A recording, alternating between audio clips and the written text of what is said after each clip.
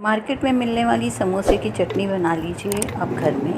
ये 2 आलू मैंने बॉईल करके इनको हल्का सा मैश करके ब्लेंडर में डाल दिया। एक हरी मिर्च, थोड़ा सा इमली का रस और 1 टेबल स्पून पुदीना और 1/4 टीस्पून कुटी हुई लाल मिर्ची। नमक हम थोड़ा ही डालेंगे, बाद में देख लेंगे।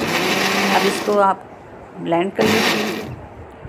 उसमें जब थोड़ा ब्लेंड हो जाए तो आधा टीस्पून ज़ीरा और चुटकी फूड कलर भी मिक्स कर दीजिए।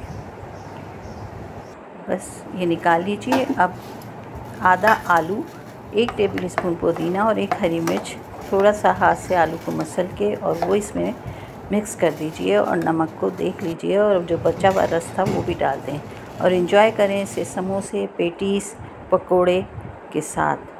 अल्लाह हाफिज़।